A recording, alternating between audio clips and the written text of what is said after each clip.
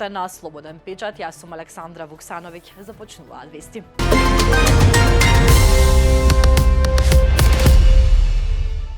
Пратениците денеска расправаат. Ќе биде ли минималната плата 600 евра?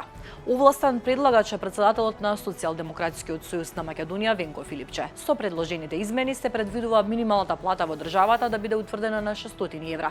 Истиот текст на предлог законот е ставен и на дневен ред на Законодавно-правната комисија, каде што исто така ќе биде разгледан.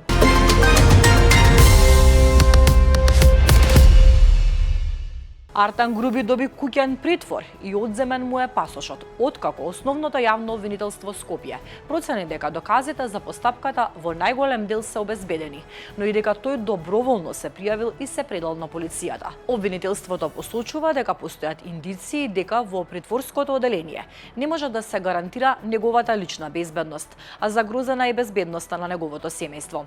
Од ВМРО ДПМН е вела дека одлуката за домашен притвор е на обвинителството, кое во јавноста има 2% доверба, зашто виновни според нив се политичката опозиција и СДСМ. Нивниот коалиционен партнер Влен пак вели дека Груби е учесник и извршител на сите матни сделки на ДУИ. За СДСМ куќниот притвор на Груби е договорено сценарио.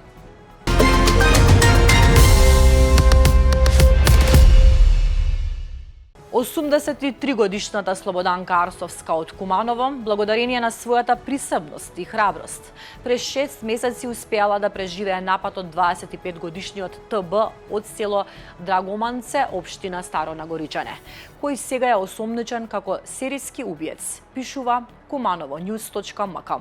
Нападот се случил на 22 јули минатата година, околу 1 часот по полноќ, додека Слободанка престојувала во својата викендичка. Напаѓачот влегол преку прозорецот од купатилото, откако ја скинал заштитната мрежа. Кога го видов во ходникот, го прашав што бара и кој му дозволи да влезе. Ништо не одговори. Направи 2 чекори, ме фати за вратот и ме турна на земја. Седна врз мене и почна да ме дави. Тогаш почнав да викам по синот, мислејќи дека е на катот. Се исплаши, ме пушти и избега низ прозорецот. Од ударот изгубив свест. Дури наутро околу 8 часот успеав да им се јавам на децата, кога се освестив. Бев модра околу вратот, мокра и изгубена. Тогаш сватив дека сакал да ме убие. Имав голема среќа што останав жива, раскажува Слободанка. Полицијата истражува убиства на 5 жени кои биле пронајдени во нивните домови во Куманово.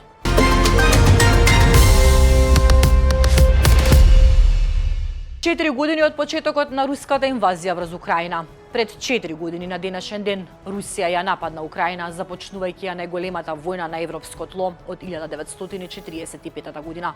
Руските сили влегоа во Украина од повеќе правци, од територијата на Русија, Белорусија и окупираниот Крим, брзо напредувајќи кон главниот град Киев и други поголеми градови. Иако руската агресија трае од 2014 година, инвазијата во февруари 2022 година ја означи нејзината најразорна и најобамна фаза. Руската инвазија на Украина предизвика речиси 2 милиони војни жртви, убиени, ранети или исчезнати меѓу двете земји. Наблюдувачите на Обединетите нации велат дека цивилните жртви достигнале речиси 15.000 потврдени смртни случаи.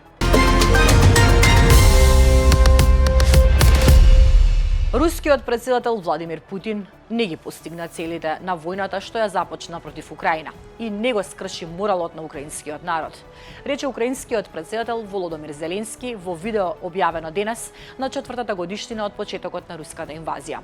Ја зачувавме Украина и ќе направиме се за да постигнеме мир и правда. Сакаме мир, силен достоинствен мир што трае, додаде тој. На 4 годишнината од оваа војна, европските лидери ќе заминат во Украина за да изразат својата солидарност со земјата. Во посета на Украина денес е и првиот заменик председател на македонската влада и министер за европски прашања Беким Сали, а посетата има за цел продолбочување на билатералната соработка, размена на искуства во процесот на европската интеграција и изразување поддршка за Украина. Во експлозија пред железничката станица во Москва загина еден сообраќаен полицаец, а други двајца беа повредени. Полицијата патролирала со своето возило на плоштадот северно од центарот на градот, кога непозната направа била детонирана од непознато лице. Властите ја истражуваат експлозијата. Против сторителот е отворена кривична постапка за обид за атентат врз полицаец и обвиненија поврзани со експлозивната направа.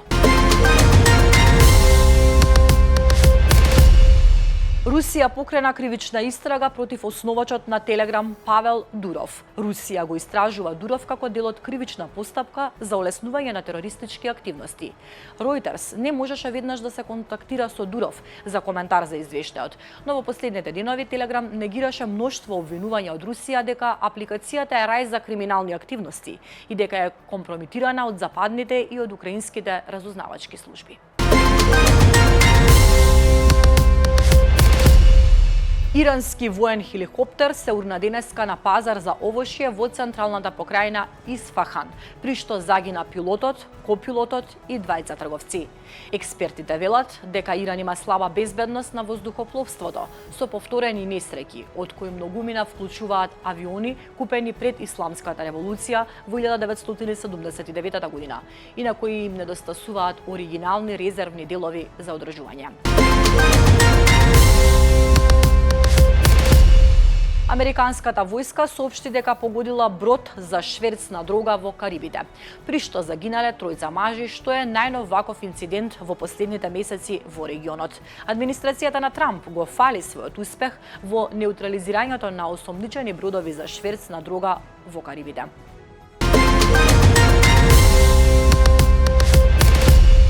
Американскиот претседател Трамп предупреди дека земјите кои ќе се обидат да ја искористат одлуката на Врховниот суд за поништување на неговите глобални царини може да се соочат со уште повисоки трговски давачки.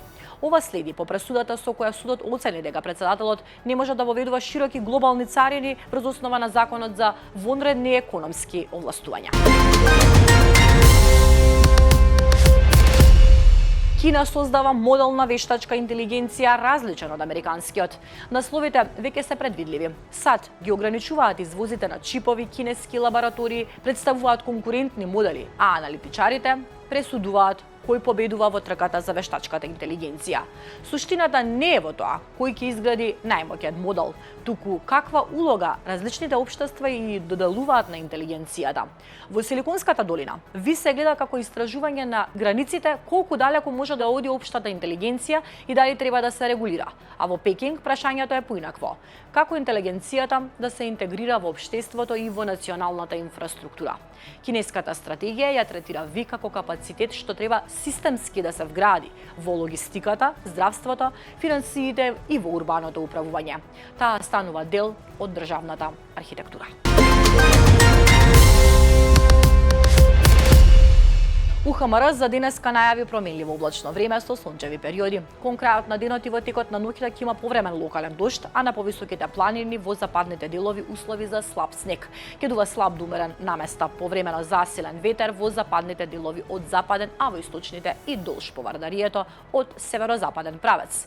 Максималната температура ќе биде во интервал од 11 до 17 степени. Ви благодарам што погледнавте уште едни вести на Слободен печат. Ќе се видиме денеска уште еднаш во 15:30.